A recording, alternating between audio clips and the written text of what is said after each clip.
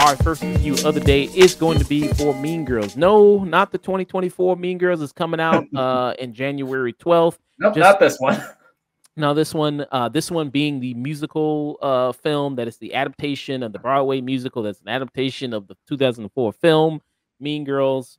No, we haven't touched this one yet. But have you heard any early things about 2024's Mean Girls?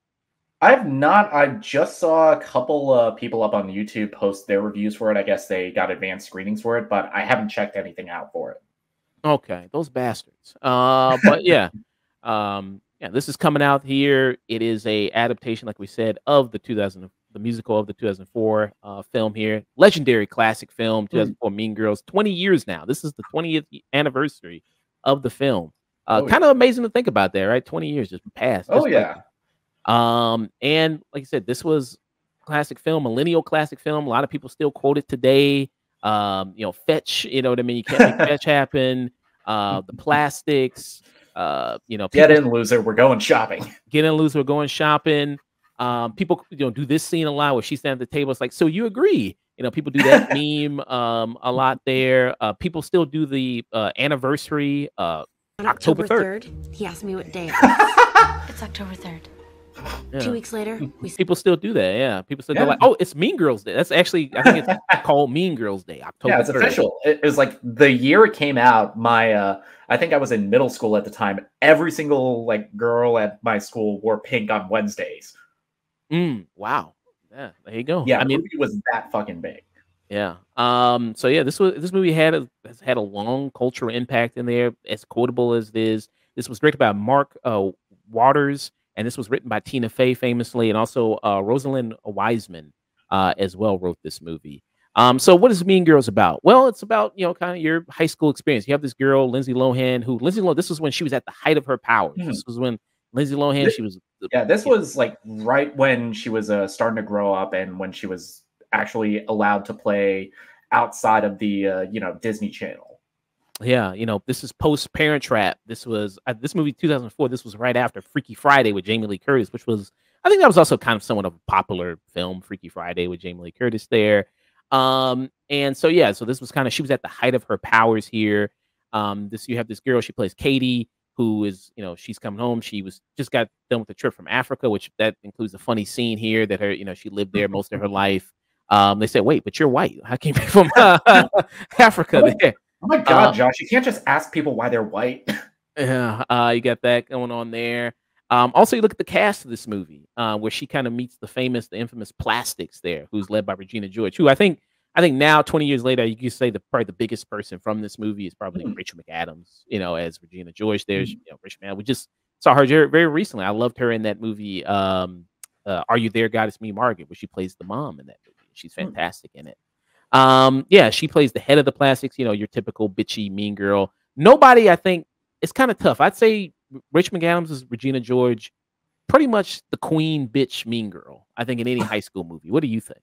There's a reason that this character has stood the test of time, and even in this remake that they're releasing next week, the only thing that is being talked about is Renee Rapp, who's playing Regina George.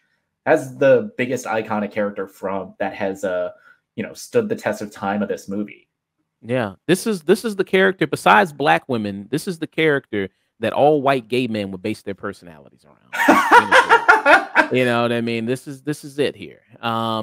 She has stayed the test of time and been incredibly amazing through that. Like I said, Tina Fey, who wrote this movie, SNL legendary cast member, writer there for very long, has also wrote many other. Yeah, SNL, multiple Emmys for stuff like 30 Rock. Yeah, 30 Rock, very classic show. And she's here in the movie. She's one of the teachers of it. I forgot, what does she teach again? I think she's the math teacher. Math teacher. Oh yeah, because she's trying to get Lindsay Lohan's character a part of the math club. The mathletes there. You think they're real athletes? People in the math club? I mean, math is hard. I mean,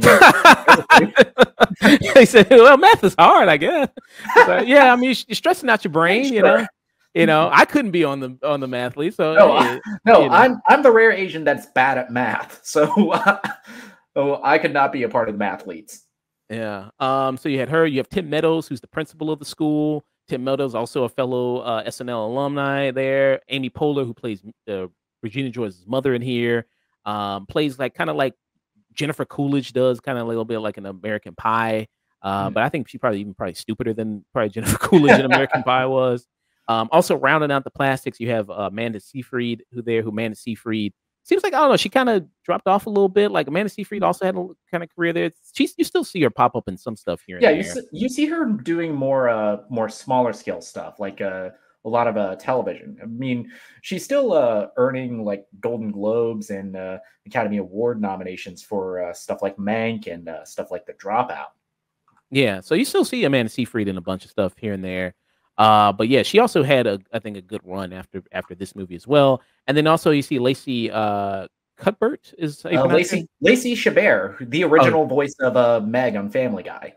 Oh yeah, before yeah, and she's even returned sometimes to voice Meg there when they've done like flashback episodes like that. It's like, yeah, that woman's about to miss out on a huge career opportunity there. You know, when Mila Kunis kind of took it. But I can't remember the last thing I've seen her in personally. I think yeah, the last thing I remember is she was appeared in live action was the 2006 Black Christmas, but the biggest like claim to fame of her career is she's mostly a voice actress. She's done stuff like Gargoyles. Again, we've mentioned Family Guy is the original Meg Griffin. Stuff like Proud Family, American Dragon, Jake Long. She voices Zatanna on Young Justice. Oh, cool. She was, and I see also here in her credits that Harley Quinn, she voiced Supergirl in one episode there. So yeah, she has a nice voice acting career. So that's pretty great there. And you see when first, you know, Lindsay Lohan's character Katie gets to the school, she finds instant kind of kinship to the outcasts of the school there. You have one who's played by Lizzie Kaplan. Lizzie Kaplan, who also had a good career after this movie. This is kind of one of the first things she kind of popped up in and then blew up. She's been in various amounts of things like Now You See Me Too. She was also in like Hot Tub Time Machine. She was also in Cloverfield. She's also, you know, had a great career after this as well. And then she was also did a great turn as the Kathy Bates character in Castle Rock, where she was in that Stephen King anthology show. Yeah, I still need to watch that. I've not checked out Castle Rock. Yeah, the first season kind of boring, but the second season kind of picks up a little bit. But she's in the second season of that show, and she plays the Kathy Bates character, and she's really good in it. She's pretty good in that. So yeah, shout out to her. And then you had the person who is the gay best friend in there, Daniel Fariz, who's the gay best friend of her in this. So they kind of show her around. You know, they give her the breakdown in this scene right here, where you have meeting the plastics. Class. Where are the plastics? They're teen royalty. If North Shore was Us Weekly, they would always be on the cover. That one there, that's Karen Smith. She is one of the dumbest girls you will ever meet. She Amy sat next to her in English last year. She asked me how to spell orange. That little one, that's Gretchen Wieners. She's totally rich because her dad invented toaster strudel. Gretchen Wieners knows everybody's business. She knows everything about everyone. That's why her hair is so big. It's full of secrets. Hey, what's happening? And evil takes a human form in Regina George. Don't be fooled, because she may seem like your typical selfish, backstabbing, slut-faced hoe bag, but in reality, she is so much more than that. She's the queen. Yeah, damn. You can see Lindsay Lohan. She fall in love with her. She's like, damn, she's entranced. She's like, damn. You know, Shit, I am too. God damn. you know, damn. So what are some of your thoughts on Mean Girls 2004 there, Nick? So when I first watched this movie, I think I was homesick with the flu, and I was basically just kind of begging for death. And my sister took over the TV and she put on Mean Girls, and I was kind of like just bitching and moaning. It's like, I don't want to watch this movie. And then like within the first, I think 10 minutes with the introduction of Janice and Damien, who are Katie's high school friends, I was like, okay, I'm hooked now. Yeah.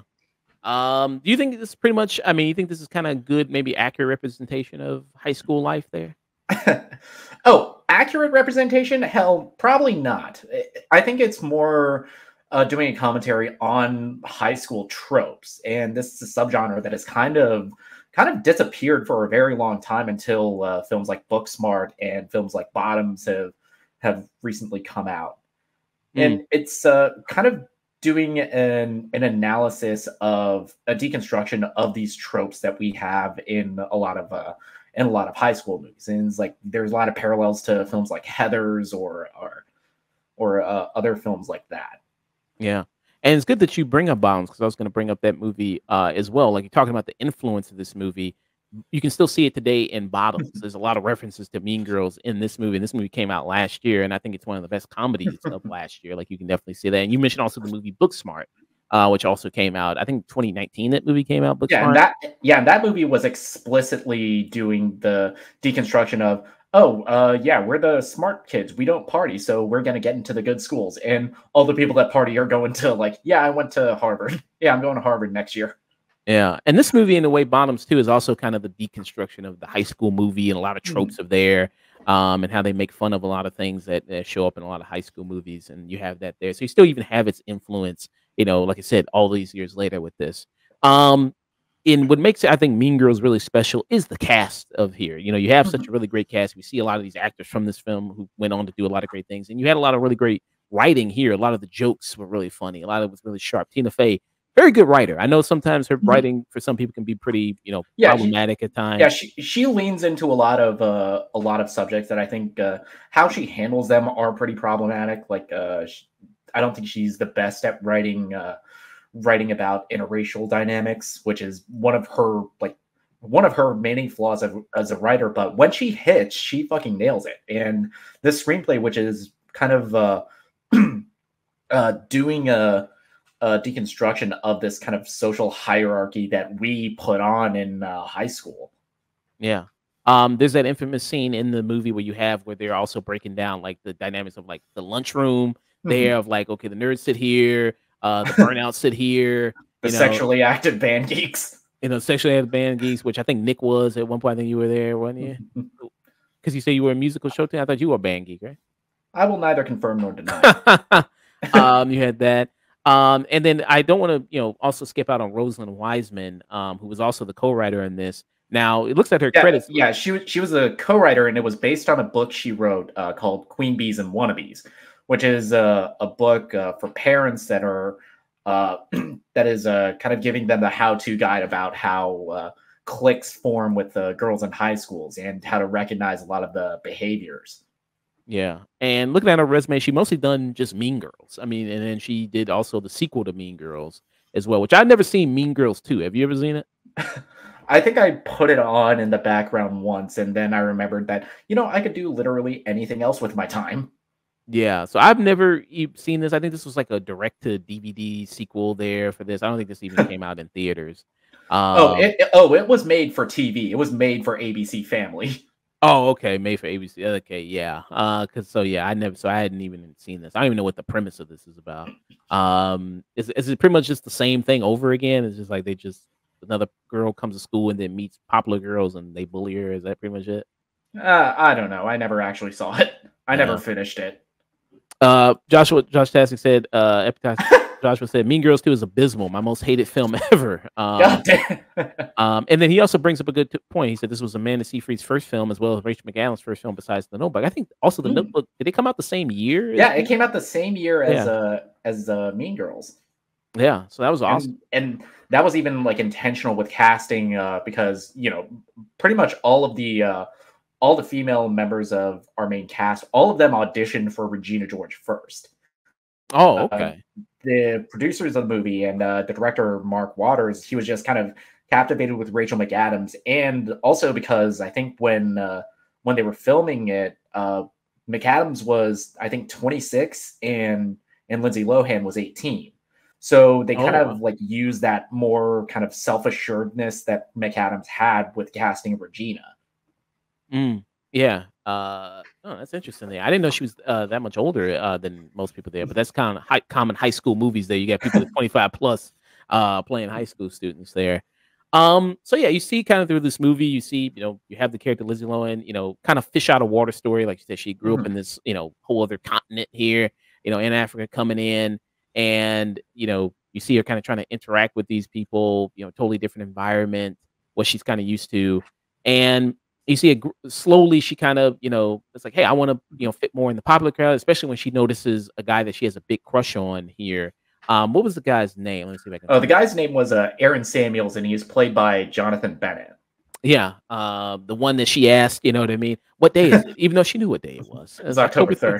It was October 3rd. And apparently he's not that good in school, you know what I mean? Even though because I remember she tries to have him help her with his math problem there, her math problem, and he couldn't even know what the fuck it was. So she tries to kind of work her way in there, but turns out he's the boyfriend, on again, off again boyfriend of the Regina George character. How that kind of usually turns out in these high school movies, the head queen bitch characters usually dating the jock there, and so you have that. So you see that, and you see kind of one of the first scenes here of kind of like more of a cultural clash there kind of going on, especially Halloween, which also another famous quote comes from Mean Girls. Halloween, it's like, it's the one time a year every girl gets to dress like a slut and nobody can say anything about it, which has proven to be true. Yeah, 20 years later. Yeah, it's a common thing with Halloween. That adults just took over that Halloween. It's like they fuck them kids. You can sit outside with your fucking basket and get your Snickers later. We in here, we partying. It's fucking Halloween. We here. Yeah, we here to dress up and party. Yeah. So fuck them kids. So you kind of see that here, and you see that when she kind of attends the party, everybody they have their sexy outfit, of course. Common sexy girl outfit is going to be Playboy bunny. That's always a common one. It's like the line of the most hardcore girls just wear lingerie with some form of animal ears. Yeah. And then you just have Lindsay Lohan, who shows up, who boom, there she goes. Like, she's actually trying to fit more. It's kind of a sick costume, actually.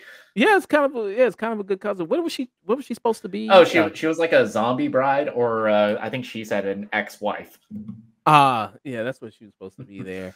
And something that always struck me is that because a big theme in this movie is about conforming to peer pressure, and something that always stuck out to me is that Aaron Samuels, he has chemistry with Katie before all of this stuff with the plastics happened. It's like he's like more attracted to her just as herself, and that's a big thing about this movie. Yeah, that's very true. How did you did you like a lot of the chemistry between Katie and Aaron? Oh yeah, that's a big reason that this movie has kind of stood the test of time. It is still quotable. Every time you see it on TV, it is still, getting played nonstop. It is the chemistry between this entire cast. Everybody plays off each other perfectly. Yeah, really, and that helps. I think when you see a lot of great comedies that stand the test of time, what always you kind of remark is like a lot of things, they had a great cast. They had a lot of people that worked really well together. Yeah, you have a great cast. You have some very cool, interesting direction, like I think Mark Waters does with this movie. You have a script that is so tight and so fresh and funny. It felt very new when it came out in 2004, and even revisiting it now, it feels like it feels like the movie is kind of timeless. Like it could have been set at any point in history. Yeah. And you see when first, she starts to kind of come apart the plastics, infiltrate it, and then she kind of concocts a plan to take down Regina George, to take her down. Taking down a dictator. Yeah, I mean, hell, I think she's scarier than some dictators there. Fuck, fuck Gaddafi. Regina George, that's what it's all about. You know what I mean? The only thing keeping Regina George from taking over the world is boredom. Yeah, I mean it's her world and we just living in it. It's Regina George's world. So yeah, you see that they're kind of, and then one of the reasons that they kind of, the plan that they concoct is like they're gonna swap out all the things, these energy bars that she's eating, with just plain candy bars. So she's eating all these things, thinking like it's just healthy, and then she's gaining all this weight because you see in the movie she's obsessed with counting calories, staying fit. As most of these kind of attractive. Yeah, maintaining this like these beauty standards in her high school. Yeah. So you kind of see that there. All she had to do was stick it out for like 20 years because the girls are in now. Yeah, true. I mean, this was before the big boom when everybody wanted to get pun intended. Yeah, everybody wanted to have BBLs and everything like that. This was kind of before that huge trend there. Yeah. So what are some of your kind of favorite scenes from this? One that always stuck out to me was the riot in the high school after Regina publishes the burn book. Yeah. Just starts like throwing all of the pages from the book and just sitting back and enjoying the chaos. It's like the exact opposite of Oppenheimer, where he looks on in horror at what he has run and she is relishing it. So this is it right here. You see here because she finds out kind of what they've been doing. Spoiler alert for a 20-year-old movie in case you didn't. Yeah. Spoiler alert. Well, hell, shit, it's a musical now. Hell, should go see the music. They made it a musical, but you see that she, of course, like a lot of high school movies, there's a burn book. There's the book with all the secrets and gossip and rumors about everybody and what's going on, and she has the dirt on everybody. You know what I mean? She's better than the fucking CIA. FBI. This has been like. Boom, she got all the dirt on everybody, and they all read the information. People find out, and a riot breaks out. A riot breaks out. You see these girls have gone wild. You see that the coach is sleeping with the two Asian girls. He's sleeping with some of the students here. That people are cheating on each other. You have that, and I love how like this is like because there's some scenes where they'll treat it like it's the animal kingdom. Like, you know what I mean? Like it's like really back from Africa where she's from. It's like they treat it like it's Lion King, and it's coming up right here. Some of my like with Tim Meadows here. I was like, oh hell no. Let me see if I can get to that part because that was a really great part here with Tim Meadows, and he kind of comes out right here. Full tilt jungle madness. Like Wildcat lion sounds.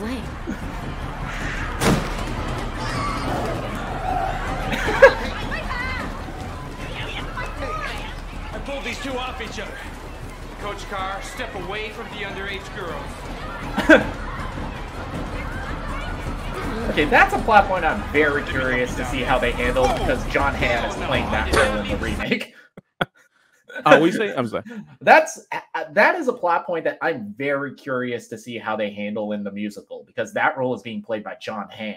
Yeah, because of course, a guy look like John Hamm. You think he's probably he's definitely gonna some teenagers there in the school. But yeah, you see that because in the movie, Lindsay Lohan's character, she kind of like has these breaks from reality a little bit where she kind of sees things, like the animal kingdom there, the hierarchy.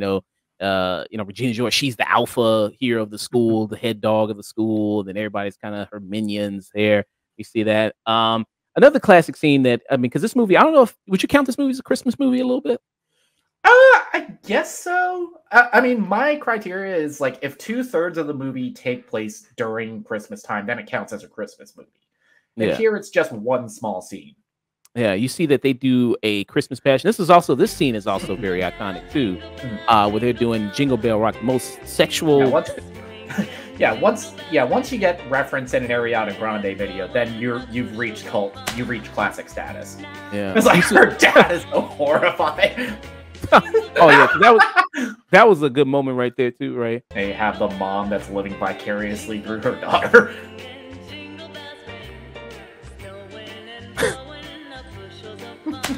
That slap right there, like oh my god, that is just and I don't feel like we don't sing the praises of Neil Flynn enough, who most of you may know as the janitor from Scrubs, but he's one of our great character actors. Every time he's in something, he's always a highlight, and I loved his kind of heart to heart that he has with Katie at the start of the third act.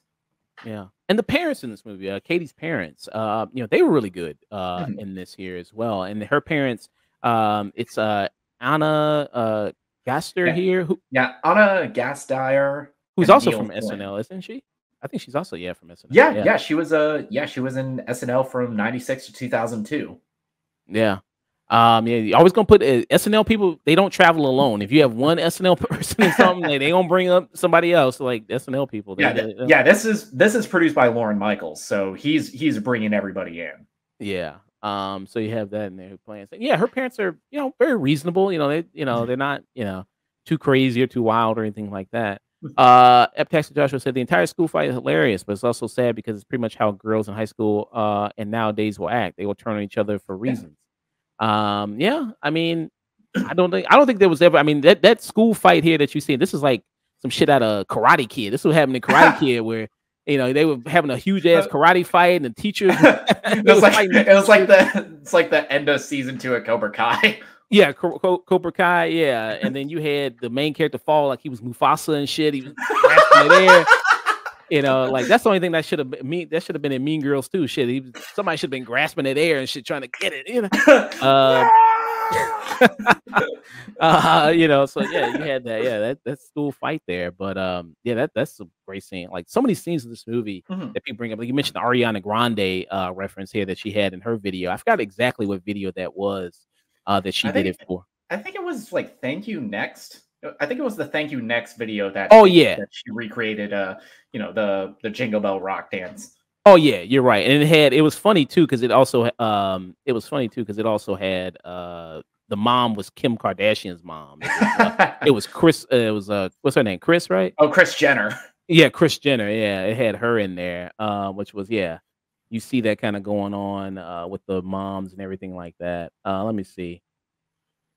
Right there. Yeah, which I love the song, by the way. This is a great song. Yeah, you have Kris Jenner. Yeah, Kris Jenner there. Yeah, great song there. Yeah, perfect casting, by the way, bring Kris Jenner. like if you had to pick a mom who's vicariously living through their child, boom, Kris Jenner. It's like who else could you get? Selling videos that sexually exploit her own daughter. Yeah. Boom, perfect casting there.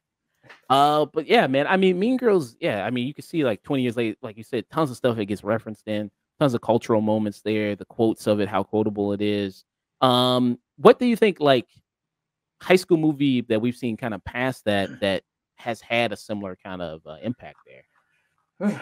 I don't know. Talking about impact is always kind of a hard thing to talk about because even with movies that we love from the last couple of years, stuff like Booksmart, stuff like Bottoms, we don't know if they're going to have the cultural impact because not enough time has passed. Yeah.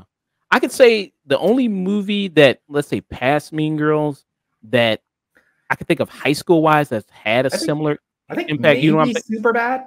That's exactly what I was going to bring up. Exactly right. Maybe Superbad. Superbad. To that, which came out 3 years later, which people still make love in. That's still brought up a lot. This was Michael Cera, Jonah Hill comedy here. Yeah, I think Superbad was the only one that's high school movie there. And we've had a lot of great high school movies also since Superbad, but I think Superbad was also one that really... Yeah, Superbad was an all-time great high school movie, but I feel like in recent years, it's a genre that is kind of relegated just to like straight to Netflix or streaming services, and all the characters, they are just completely exaggerated stereotypes. It's like none of them have the level of depth or writing that I feel like a movie like Mean Girls has, even with the other members of the Plastics. Like I think Lacey Chabert as Gretchen is one of the underrated unsung heroes of this movie. Like her entire freak out where she's like giving a monologue about Caesar, I thought was hilarious and also very sad. Yeah. I mean, it's because like with this one, it came out.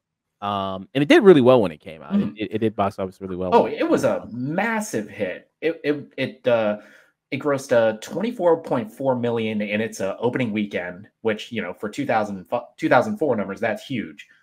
Yeah, and the overall box office was 130.1 million. Was the overall box office back then, and this was on a budget of 17 million. Yeah, which was very, very impressive for this movie here. Yeah, and this was back in the day when physical media was a thing. So you actually had people that wanted to buy it after it finished its theatrical run. You could buy copies of it, and you could keep making money through that. Yeah, and you said Lacey Chabert's character. I think this is the scene basically where she began to basically crack. I mean, this is one thing. Really began to fracture, and it was this scene right here. And he totally complimented you. That is so... I'm not hearing audio, is that? Gretchen, stop trying to make fetch happen. It's not going to happen. Wow, that just destroyed her. I mean, you can just... look trying to make fetch happen. Wow, that's just like that pain there in those eyes. Like, man, that just destroyed. And then the Caesar scene comes out immediately after that, and I could play you playing a little bit of that. You say you're not hearing audio there, Omar? Yeah, I'm not hearing audio when you play it. Huh, that's strange there. I hope the stream can hear audio. Let me check real quick. Is the stream there? You guys able to hear the clips? Yeah, let me know if you can't hear the clips there on stream there at Pastor Joshua. But let me play this Caesar clip right here. Yeah, which is also a classic right here. Stomp around like a giant while the rest of us try not to get smushed under his big feet. What's so great about Caesar? Brutus is just as cute as Caesar. Okay, Brutus is just as smart as Caesar. People totally like Brutus just as much as they like Caesar. And when did it become okay for one person to be the boss of everybody, huh? Because that's not what Rome is about. We should totally just stab Caesar! Oh man! But let me It's skip. like it. I never knew like the complete psychological of a unraveling of a teenage girl could be so hilarious. Let me see. Make sure this is playing here. Yeah. Huh. I think it's not playing, but I'll have it edited in there later anyway. So yeah. Any final thoughts, any words on Mean Girls there? Final thoughts. What can be said? That this was a movie that kind of was vital at shaping my sense of humor, my taste in film. It like forced me to be a little bit more open-minded about the kind of movies that I would go out and watch, because this was one I didn't want to watch it. I was like sick already, and no, I had a good laugh with my sister about it. And it's really stood the test of time with how funny it is, how much it is deconstructing these like archetypes and these cliques that form in high school, and even to an extent later in adult life. It's a fantastic look about how to take down a dictator, which like you go after, their resources. No. Yeah, I agree with everything, man. I mean, really good kind of commentary on high school life there, about these different dynamics. Awesome cast of people there that we've seen go on to do really great things here. Has a lot of really good young stars in it. You see just like I said, how insanely quotable this movie is. So many great scenes of this movie that are very memorable and still get carried on today. Very much a millennial kind of classic type film, like we talked about before, with such movies before as, and I think this one is on the top of that list when it comes to those movies. 20 years ago this movie came out. It's crazy to think. Yeah, back in 2004, man, 20 years ago. That's kind of insane. Damn, now. I was just a kid when this movie came out. Yeah. Now you old as hell now. Now I'm pushing 30. Yeah. But I mean, if you've never seen, if anybody, I mean, I think Gen Z probably has seen Mean Girls. Probably, I don't think it's kind of crazy to say like this is only to millennials. I think also, even to the point where it's kind of absurd that a remake is happening, even though it's not technically a remake. It is based on the Broadway musical. But even then, even everything that stands out in the trailers for that musical, it's all stuff from the original movie. It's like lines of dialogue from the original movie that are like focused on in all the marketing. Yeah. Yeah. So I'm hoping the musical's good. I'm hoping it is. I think it'll be tough. I mean, this one just will always have a special place in my heart there. I mean, I don't think it's really. Yeah, same. It's like at best, I hope the music is good in the musical. Yeah, a lot of good fun kind of songs here. And this was also a really great scene when they finally just try to like therapy here, where they just kind of try to hash everything out, and then see how that goes there. My favorite one is like the girl that's like, I just wish we could all bake a cake with rainbows and we'd all eat it and be happy. It was like, she doesn't even go here. Yeah, and that was great fun. I was like, do you not even go here? She's like, no. Do you go to the school? Yeah, but hey, go home. Sometimes we all need to let it out, let it out there.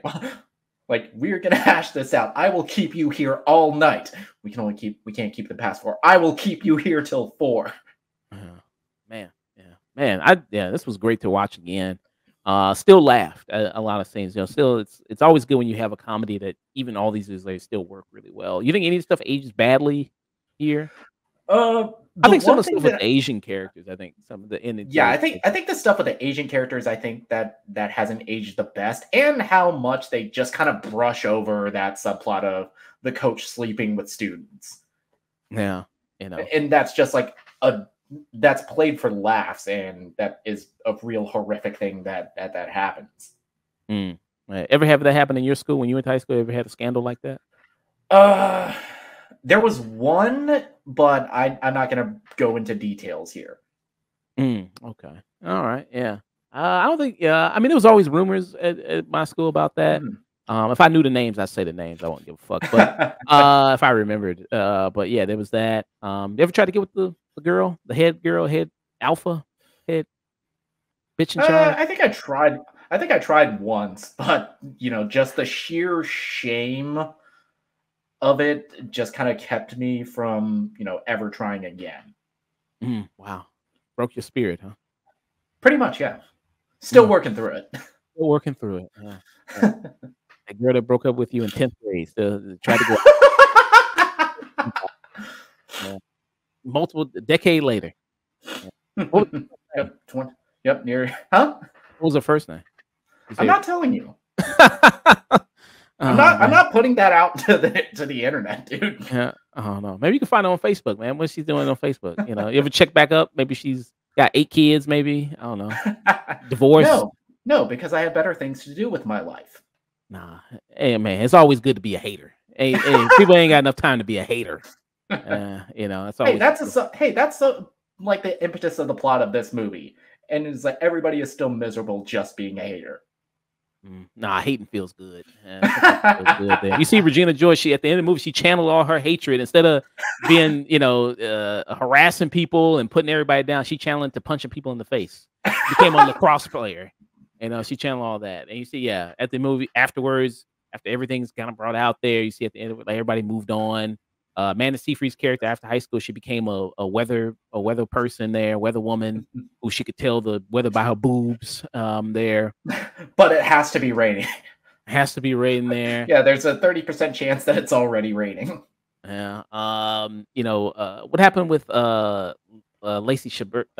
She fell in with the cool Asians. Oh, she fell in with the cool Asians there. So you see everybody, hey, that's what she did. Hey, we got to challenge to something different there. That was the message there. So yeah, that was our review. Oh, what was the beer rating for Mean Girls there? Bro, this is cinema. This is a movie that I rewatch all the time. It's insanely quotable. It's insanely funny. The cast works perfectly playing off each other. And, I can't give anything but a this is cinema to a movie I have watched like at least 20 times. Nice. Yeah. Man, I mean, some jokes, like you said, the maybe haven't aged so well with this movie. There are some weird stuff, racially here that sometimes is a gap for Tina Fey as a writer. But I still think this is. It's kind of weird how it's always with the Asian characters. I was like that was like the controversy with Unbreakable Kimmy Schmidt too. Yeah, which I never finished that show. I watched like the first. I liked it. I never finished it. I thought the first couple seasons were kind of funny. Yeah, but there was that character, the Asian friend in it. Yeah. Hey, but credit to the show's credit where it's due on the show. She let an Asian man hit a white woman. Yeah, I did that. So, man. So yeah, so there's some of that stuff, but yeah, I think it's still, this is cinema. I still think it's a strong comedy, stands the test of time. A lot of great jokes in it, a lot of still quotable stuff in it, stuff that gets referenced all the time. The impact of it is definitely felt. Great cast, it all works together really well. Mean Girls Day, October 3rd. That's Mean Girls Day. That's officially the Mean Girls Day. I mean, it's hard to meet anybody who hasn't really seen Mean Girls, especially. Yeah, it has kind of become one of those movies where it's almost a crime if you haven't seen it. Yeah, Marley from Marley Loves Film. He usually comes on the channel. He hadn't seen it before. Okay. He hadn't. So he actually just watched it recently. That he hadn't seen it before. So yeah. Usually, Marley, he kind of hates on the youngster movies. But he liked Mean Girls. Yeah. So This is Cinemas for Mean Girls, 2004. Or I guess it's like It's So Fetch. It's so fetch, man. It's so fetch for Mean Girls. That'll be the title of the video. It's so fetch, yeah. Mean Girls. Get in, loser. We're reviewing Mean Girls. Yeah, get in. That's maybe a little too long. Maybe I gotta see. Probably it's a little too long.